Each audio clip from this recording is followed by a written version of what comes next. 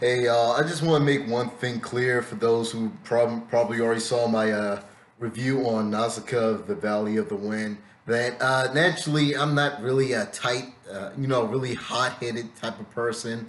Actually, to be honest, there's actually rarely any time I actually really do get upset or heated up. So what y'all probably saw in that video, that's just me just probably just spilling out something that's just really just irksome sometimes. So, and that's pretty much the reason why I even became a YouTuber in general on because admittedly, yes, I'm really opinionated, but then again, so a lot of people are. And I know that sometimes I can be a chatterbox, so that's pretty much why I did YouTube in the first place, because I've pretty much needed a pocket per se to more or less fit everything I get always that's always on my mind. Everything always got to say in it somewhere. So yeah, I do apologize for my outbursts. I do apologize for my outbursts, like Uncle Ruckus. But anyway, I do apologize for my outbursts. If those who already saw my Nausicaa of the Valley of the Wind review, I do apologize for it. It's just something just in my chest. I just needed to really just get out. So I really do apologize for those who saw it. You know, probably that's usually never the real me, and I know I can get a little heated times. So I'm just saying, please excuse that. And even if my little rambling probably got a little bit in the way of the review, I also do apologize. But yeah, I can just all sweep it under the rug or let it be water under a bridge, whatever. Just that's usually just not who I am as a person, and in general, I actually don't like getting upset. I barely actually do get angry and whatnot. So yeah, never mind. You know the ending segment of that video. That's not me. I just needed to expel something, and now it's out. Now, without further ado, I'll get into the review of RWBY Volume 6, episode 13. Um, for start, uh, for start, when this episode first opened up, it opened up right away with Neo and Cinder. Pretty much looks like they're getting the Atlas because towards the end of this episode, yeah, spoilers. They get to Atlas on the ships of a Halo that the Spartans riding the Pelicans, yeah, because that's what the Atlas ships look like. They look like Pelicans. So yeah, more or less it starts off with Cinder and Neo, more or less taking this pirate-looking ship and more or less shit, and Neo used her illusionary metamorphic powers to camouflage it in a pelican so they can fly off. And I guess, you know, when she pulled away from it, it's supposed to represent that she pretty much put all of her ore and stamina into just morphing it. So yeah, I guess that just only further indicates that she can do her semblance is more than just, you know, physical illusion or metamorphosis. So I guess that's kind of cool. And for some reason, I have nothing wrong with Neo's new design. Like, not at all. She looks really, you know, Victorian English looking prostitute. She looks like with the little, you know, them shits, you know, them Joseph, the more or less that they pull on girls' backs, the little clothing item that, you know, more or less makes their bodies look like hourglasses and whatnot. You know, that it's a corset, or I'm probably pronouncing it wrong, or not guard belt, but it's something. You know, those things you always be seeing where they're like tying up the princess and they pull the strings that more or less make their chest look bigger. So yeah, she just put in mind this really Victorian, Victorian looking design, English Victorian looking design, or something like that. It really just put in mind of that when I first saw it. So, you know, yeah. So yeah, I have nothing wrong for her look. It's just I kind of found it weird that she was wearing the strap Jones because she kind of looks like a prostitute. Uh, anyway, and Cinder pretty much looks like a Assassin's Creed character just without the hoodie on. Like she got that little arm cape and everything. She just don't got the hoodie on. So So that's pretty much what she looked like to me, Cinder.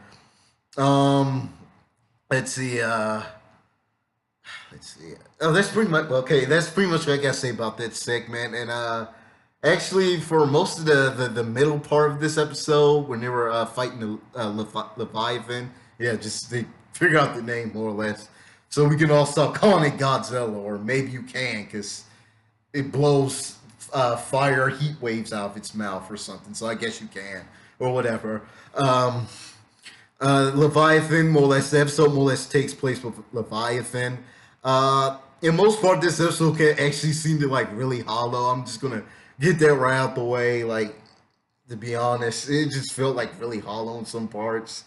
Like, honestly, actually, I saw this episode twice, and I kind of zoned out for a bit. I'm not even gonna lie. I mean, I still got everything. I still knew what was going on, but actually, I just like zoned out in the middle of it, like the second time around, because honestly, this episode literally actually had nothing going on with it, uh, and whatnot. So yeah, that's pretty much get that out the way. And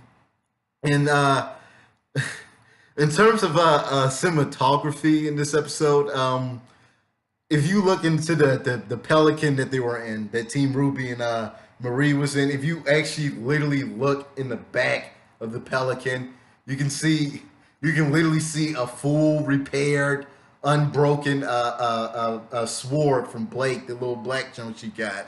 Although we saw Adam break it, but yeah, it was like still intact and everything. And this is the weirder thing about this episode. For some reason, Ruby got this instant strategy intelligence boost literally from nowhere. Like, literally, she just intelligence boost. Like, she put this little elaborate plan together to more or less bring down the Leviathan literally from nowhere, from literally fucking thin air. So that I guess they're trying to improve. They're trying to indicate that her leadership or something or whatever that sharpened or opened up. But yet, if you, which is literally actually honestly one of the lamest parts of this episode, is there's this one part. This is the contradiction part. Where she puts this whole plan together, and there was one part where she steps on one of the the wasp that Weiss summons, the little grim wasp that her little glyphs summon, and she literally was riding on the back of it like Arthur's in the Invisibles, those little bug shits they were riding in it. If anyone still remembers that old ass movie, Arthur and the Invisibles, when he was riding the bad guys in the movie was riding the bug shit. That's what Ruby. That's what that reminded me of when she was riding the glyph wasp or whatever, and you know her having this elaborate plan. She was literally looking like dead at Leviathan, like literally eye to eye to Leviathan. And instead of, fighting back or, like skipping away with her rose dash, she literally actually gets paused in fear. And the damn creature almost eats her alive until she literally lickety split calls out for Jen. And she asks Jen for something. For answers about her silver eyes or some shit like that. It came as it went. That whole scene where her calling Jen, it came as it went. So it was whatever. And there's this really weird part about it where, of course, her silver eyes is triggered by free and happy thoughts. And she literally, zips through her mind from all the shit that happened in previous episodes, which ironically in the previous episodes, actual clips from the previous episodes that should have been there. There was these really just hand-drawn, still frame images of past scenes and clips from older episodes. I mean, instead of just, actually just pulling the clips straight out the episodes and probably HD remixing it or probably just throwing it in there for, fan reminiscence. They they probably took those clips and literally just traced over them with hand drawn illustration. No CGI, no 3D graphics, nothing. And I just felt like not only is that a waste, but it kind of takes out the whole, concept of reminiscence. If you want the fans to reminisce, to remember, these past scenes. I think, it kind of been more appropriate if they actually use, real clips from it. Just like, strangely how in Volume 5, when they showed, when Weiss was about to bite it, when Cinder about to kill Weiss, and for a split second, RWBY was thinking about Pierre's death, but that Pierre's death when Cinder killed her. They literally took the clip, the whole 3D animated clip from Volume 3 and put it in Volume 5. But as soon as when RWBY wanted to activate her silver eyes to kill the Leviathan, they literally just had these real still images, these still drawn hand images of those scenes just put over there for just to channel it out, to channel her silver eyes out. Which again, this is also funny because they did these hand drawn scenes and put them in the episodes of mostly all the bad shit that happened to RWBY. I mean, there was no real happy moment or scene that couldn't just pop up. That was literally the first thing she saw. I guess they're trying to say she's having a brain blast, like Jimmy Neutron.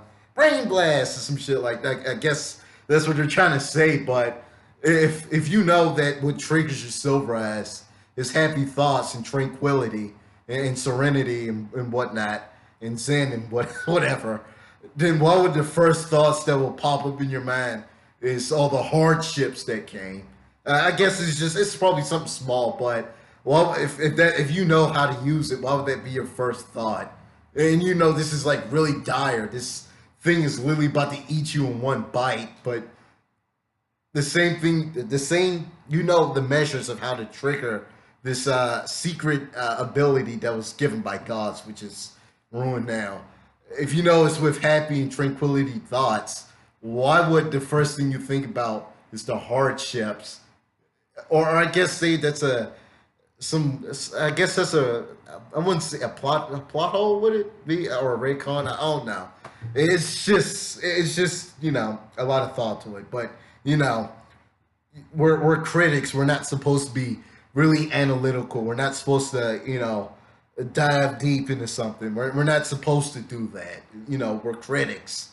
We're not supposed to do that, apparently. But yeah, no, it's just a thought. That's all. It's just something that came up. It's probably my little stupid thing. I know y'all probably already laughing. Who's ever looking at this review, this rant? Y'all probably already laughing at me right now because I'm probably wrong as shit. It's just it's just a theory. It's just something I thought about, or common sense. It's whatever. It came, it went. That's how it is. Okay, and then she triggers her silver eyes when literally she thinks about her mother. That how the show before this scene, of course, they made it seem like RWBY mourns the woman, she mourns Summer Rose, but they still make it seem like she barely knew anything about her, like she only knew her discrepancies, or I guess she did or she didn't. It was whatever. Summer Rose look in general, I don't know what's going on with it. I mean, it's simplistic as shit, but it kind of leads to another thing because you literally see one of those old photos of the original RWBY, Raven, Ty, Crow, and Summer. When you see the first person you see, or at least the person you want to elaborate more on, the first person you see is Summer Rose, right? How come in the video she has this really tsundere, dark, angsty teenage look in it? Her hair's down, her cloak is over, and all this. She's, she don't really look like she's part of the she wants to be part of the picture. But yet in this split scene when they showed her mom that triggered her silver eyes, she's pretty much looks like RWBY but taller and welcoming. And I mean, they said she was welcoming, but it's just on imagery from that picture, from pulling parts from that picture and seeing her in this very scene. It just, there's a lot going on. The imagery is kind of fuzzy. It's fizzy, more or less. That's what I'm gonna say. Like in the picture, she looks like this angsty emo.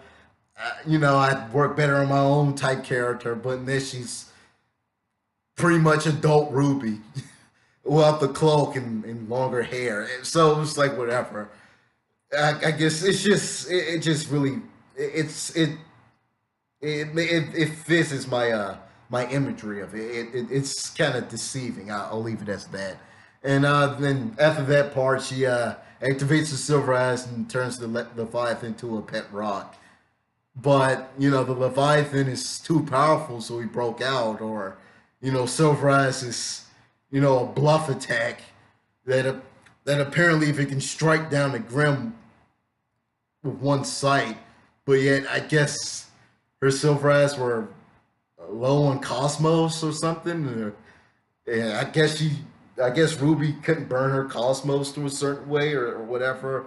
I guess I know that was really bad analogy, but yeah, I get it. They finally flushed. It's Silver Eyes in itself is finally flushed out, but it feels like it gets crippled when it needs to. In this scene, it gets crippled. Like I thought I was supposed to strike it down with one strike. It's made to kill Grim, but I guess the Leviathan was too powerful, and he was able to break out of his stone prison like fucking Kratos.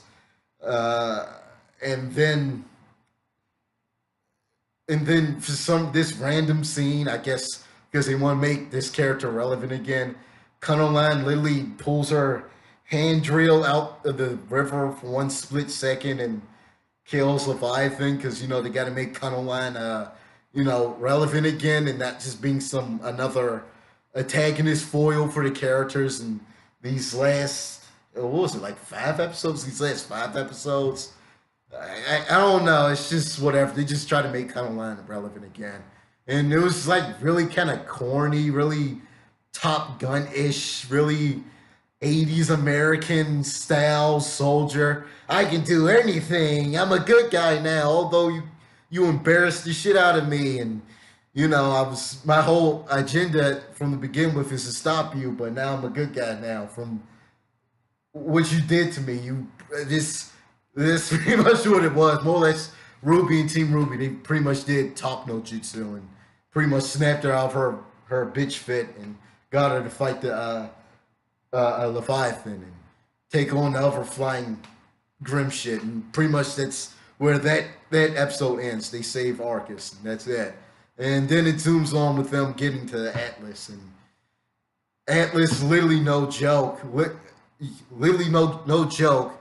Looks like Angel Island from the Sonic games. You know them shits, the original Sonic games from Sega Genesis, Sonic 3, Sonic and Knuckles. You know them shits, yeah. Y'all know what they are, man. The shit. The first stage you go on Sonic 3, Angel Island. That's pretty much what Atlas was, and under it was another military occupied city, and above it was all these thousands of pelicans waiting for the ship to come. And that's where the episode ends. And then there's this after clip after the credits where for some reason Salem making these flying gorillas. I mean, I already know Wizard of Oz, but she's just making these flying gorillas, and she was kind of looked like she was really proud of it. And then at one moment, the big guy Hazel more or less said, "Well, if you want something done, do it yourself." So I guess these mighty flying mighty Joe Youngs, I guess these are certified Grims. I guess they're going to finally get the job done. They're not just going to be incompetent cannon fodder for the characters. Like these things are probably the real deal. How they're making it out to be, I guess. Or rather, they're going to further illustrate that Salem is finally physically going to take the fight to them. So yeah, that's pretty much how it ends. And honestly, yeah, I'm going to have to give this episode an adequate. Like honestly, it was just so fucking hollow, and I just feel like this episode in general was hollow. It really didn't. It really didn't entice.